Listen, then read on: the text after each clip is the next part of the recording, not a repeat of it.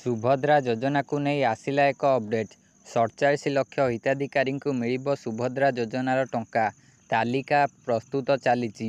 ଖାତାକୁ ଯିବ ଏହି ସୁଭଦ୍ରା ଯୋଜନାର 5,000 କିସ୍ତି। ଏବେ ଚାଲନ୍ତୁ ଜାଣିବା ଅପଡେଟ୍ ଗୁଡ଼ିକ କ'ଣ। ସୁଭଦ୍ରା ଟଙ୍କା ପାଇବା ପାଇଁ ଲକ୍ଷ ଲକ୍ଷ ଆବେଦନକାରୀ ଅପେକ୍ଷା କରି ରହିଛନ୍ତି।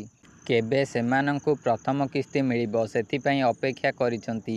ରାତି ପାଇଲେ ଅଙ୍ଗନବାଡ଼ି କର୍ମୀଙ୍କଠାରୁ ଆରମ୍ଭ କରି ନେତାଙ୍କ ପର୍ଯ୍ୟନ୍ତ ପଚାରି ବୁଝୁଛନ୍ତି। ଏହାରି ଭିତରେ ସାମ୍ନାକୁ ଆସିଛି ଅସ୍ୱସ୍ତି କଳା ଭଳି ତଥ୍ୟ। ଏହି ତଥ୍ୟଟି କ'ଣ ଦେଖନ୍ତୁ।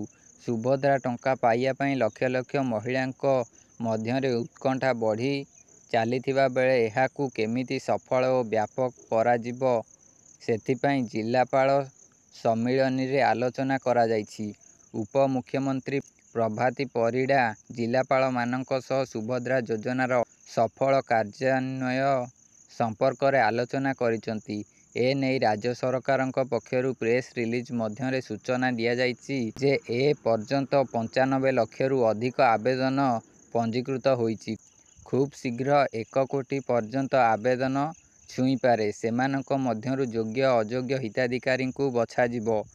ଏହାପରେ 2025 ମାର୍ଚ୍ଚ 8 ତାରିଖ ପୂର୍ବରୁ ସମସ୍ତ ଯୋଗ୍ୟ ହିତାଧିକାରୀଙ୍କୁ ପ୍ରଥମ କିସ୍ତିରେ ସୁଭଦ୍ରା ଯୋଜନା ଟଙ୍କା ପ୍ରଦାନ କରିବା ନେଇ ଧାର୍ଯ୍ୟ କରିଛନ୍ତି ରାଜ୍ୟ ସରକାର। ଅର୍ଥାତ୍ ଏହା ପୂର୍ବରୁ ଆବେଦନ କରିଥିବା ହିତାଧିକାରୀ ହିଁ ସୁଭଦ୍ରାର ଲାଭ ପାଇବେ ଏବଂ ସମସ୍ତ ଅନୁମୋଦନ ଓ ଖାରଜ ଫର୍ମର ତାଲିକା କାରଣ ସହ ସୁଭଦ୍ରା ୱେବସାଇଟରେ ଦର୍ଶାଯିବ।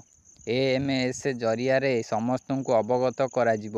1,98,34,176 ସୁଭଦ୍ରା ଆବେଦନ ଫର୍ମ ମଧ୍ୟରୁ 1,57,01,055 ଫର୍ମ ବଣ୍ଟନ କରାଯାଇଛି। 27 ତାରିଖ ପର୍ଯ୍ୟନ୍ତ 95 ଲକ୍ଷରୁ ଅଧିକ ଆବେଦନ ପଞ୍ଜୀକୃତ ହୋଇସାରିଛି।